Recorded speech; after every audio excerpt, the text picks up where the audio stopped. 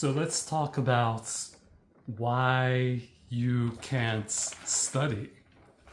I remember when I was younger, when I was in maybe middle school or high school, that's when I was first exposed to language classes. I took Spanish in middle school. Didn't really learn a lot, but then when I got to high school, I was able to make more choices, take more opportunities, and I took Spanish classes throughout high school. I went to a Japanese school on Saturdays where I learned Japanese. I had a German tutor for a little while with my friends, Michael Dreyfus.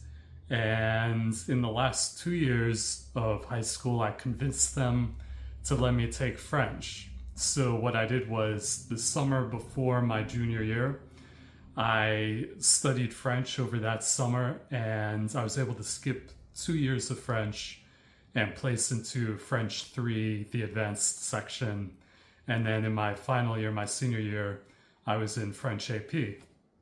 So I was reading French literature, writing essays in French about the literature. And I remember back then, I had big dreams. I remembered I thought it would be so cool when I was finally fluent in all these languages. I wanted to learn so many languages, not just Spanish, French, Japanese, and German like I was studying in high school, but a bunch of other languages like Chinese, Mandarin Chinese, Korean, the other Romance languages like Italian, Portuguese, maybe some of the northern Germanic languages like Swedish, Norwegian, Danish, Icelandic. There were a bunch of languages that I wanted to learn. And I remembered thinking I would look so cool once I was finally fluent in these languages. I could literally visualize myself in the future speaking these languages without a problem, being fluent. And I thought about all the admiration I would get from the people around me, not only from the native speakers of these languages that I was learning and that I would speak as well, but also the admiration I would get from the other Americans around me, either my friends or my family, or even just people that I ran into on the street who were like, wow, you speak German fluently, you speak Japanese fluently, that's amazing. And I really wanted this kind of respect or admiration. But back then, I wasn't very good at these languages yet. I was still learning. And so I felt disheartened. I felt that place, that spot in the future where I'm fluent, that's so far away. And there's so much I have to go through between now, when I'm not that good at the language, and then when I will finally be fluent and I can get that respect and admiration. So when I thought about that and I compared myself to my future self, it actually prevented me from studying well because when I was in that place where I wasn't very good and I realized I had so much more studying to do, that just made me feel bad. And when I felt bad, I didn't want to study. I felt like this is not worth it. There's too much work. There's too much to do. I'll never be able to reach that spot in the future where I'm fluent in maybe not just one language, but multiple languages. I'm barely an intermediate in Spanish. How do I expect to be fluent in, a half dozen languages like that? But over the years, I started to get into meditation. And I think one of the things about meditation is that it helps adjust you to activities which have less stimulus. So learning languages, sometimes if you're just learning vocabulary or going through a book, this is a low stimulus activity. And compared to meditation, meditation, you just have your eyes closed. There's really nothing going on. So even just reading a book after meditating is like stimulating in that sense. So at this time that I'm making this video in 2024, it's February 9th, I meditate for 1.5 hours a day. that's 45 minutes in the morning, 45 minutes in the evening. And I think that may have had an effect on my ability to just get into the groove of studying. The other thing that happened was I stopped thinking so much about the end goal of fluency. And counterintuitively, I started to do better in my studies when this happened. And I think the reason for this is because when I stopped comparing myself to the future me that was perfectly fluent, that idea was removed from my head and it stopped distracting me and it stopped disheartening me from actually doing the studying.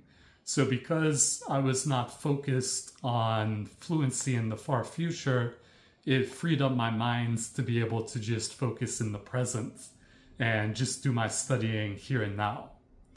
So this was actually an idea that I came across in the Bhagavad Gita, which is a book from ancient India. It was written in Sanskrit originally, although you can find, translations today in English. But one of the ideas that I got out of the Bhagavad Gita was that you have the right to your labor, but not to the fruits of your labor. And I feel like this is such a counterintuitive point, because why would we do anything if we didn't expect some kind of reward or some positive outcome? Why would we put in all this effort if all we can get is doing the work itself and we're not even guaranteed a result? And I think that's a very tricky point. It's very counterintuitive. But I think if you can understand this point, it'll help you so much, because in terms of foreign language learning, as I mentioned, the more that you can focus in on the present moment and enjoy the studying itself, the better results you'll actually get in the long term in terms of the progress that you'll make. And this is definitely true for me in my studies, because when I was younger, I couldn't study as hard because I was thinking about the future and thinking about being fluent and getting that admiration. But now I don't think about fluency or admiration at all. And I rather like just studying. I like the process of studying. I like engaging my mind. I like being able to read or learn new words, new grammatical structures. And for this reason, because I'm so engaged and focused in on the present moment in learning the language now, I'm able to get a lot more studying in. And so my progress is much greater than in the past. So these days, I study at least 8 languages a day, as I've spoken about in prior videos. Sometimes I study 10 languages, sometimes a few more. But, maybe I'll be fluent in all these languages one day. Maybe I won't be fluent in all these languages one day. I'm not really sure, but it doesn't really matter to me either way, because I'm satisfied with the studying that I can do today. And if I'm able to get in a good study session today, that's what matters the most to me. It doesn't matter so much to me whether I'm fluent or not sometime in the distant future. Sure, it'll definitely be nice when I'm fluent in the future and I have better access to materials, to understanding materials and opportunities to use the language and speak with people. But I'm still content to be able to study today and to be able to learn new things today and to be able to get my studying in. So I hope this video gave you something to think about. Let me know how your studies go. If you find this to be true with you, whether you focus in on the present moment or if you're still thinking about being fluent some years off. Anyway, we'll talk again soon. Thank you so much.